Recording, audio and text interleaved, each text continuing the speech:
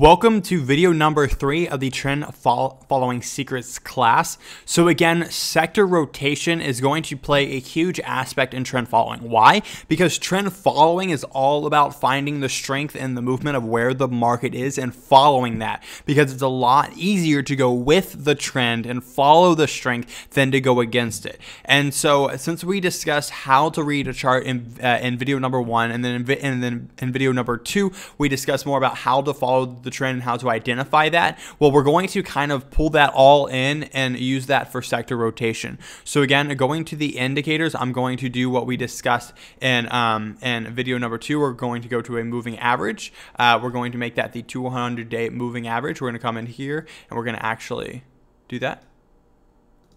Okay, 200-day moving average, adjust that to 200, just like that. And so, okay, so now we can identify trend, right? We know when the market is trending higher. We know when the market is in a bull, is in a bear market, and we can kind of judge from that. As we also discussed in video number 1, volume shows us when trend is changing as well. So you can see here that volume stepped up. So we know that this right here, when it first crossed, is early bear market. This is mid bear market. This is late bear market / early bull market because of the volume that stepped up.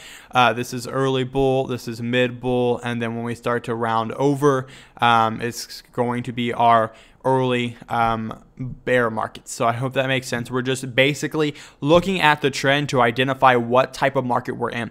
Again, we want to do this on the S&P 500 because that shows the overall market. And so when we look at the trend of the overall market, we can see what type of market we are in. So our first step in sector rotation is understanding what type of market we are in. Currently, we are in mid bull market. Why? Because we are above the 200-day moving average and we are trending up. So we are in mid bull market. We haven't reached the top yet to our knowledge, so we're going to assume we're in mid bull market.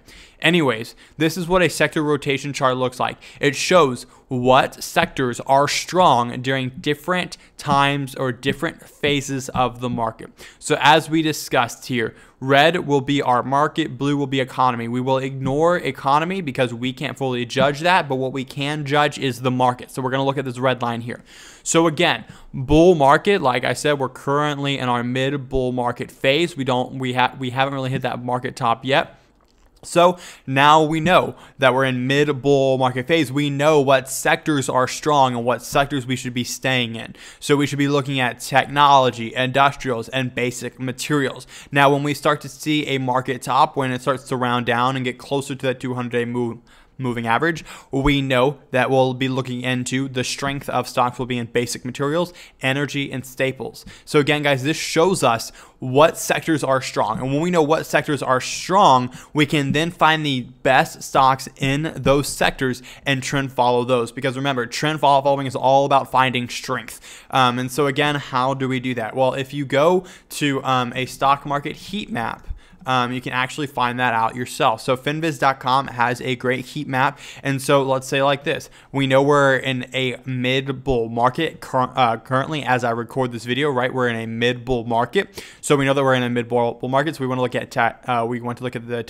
technology sector, industrials, and basic materials. So I'm going to go here. Again, it's currently a red day in the market as I record this, but we're going to go out to about a 3-month performance and we're going to see which ones are performing the best. Okay, so this is my technology sector right here, and so I'm going to look at the top performers. So I'm going to be looking at Oracle, Microsoft, ZS, basically all these stocks here that are working well in that sector. I have now as well, ServiceNow is doing well. And so now that I know the top performing stocks in the top performing sectors for this market, then I can easily find some top stocks. So let's look at Oracle and Now as examples. So I haven't previewed this, so we'll just look in. Anyways, you can see here, I would have known that this was a good sector to be in. We find these dips and we buy in these dips and we ride up. And again, if we would have bought in this dip around here, that's a 42% return. Oracle as well, ORCL, you can see that we know where our dips are,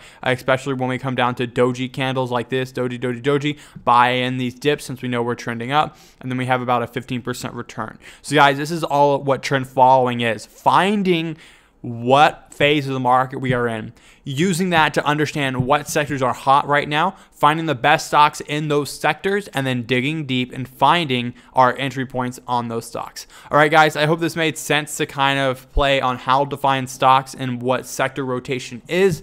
Again, sector rotation, I can't explain it too much because it's just a model. This is just how it works. So it's not like there's something specific about it. You can research more about this if you'd like. It explains it all here. Basically, this is just how sector rotation works with each phase of the market. Anyways, guys, I hope you enjoyed this video. Make sure to watch video 1 and 2 if you didn't fully understand how we determine the phase of the market. And this is just a great video overall, so please take notes and watch it again if you need.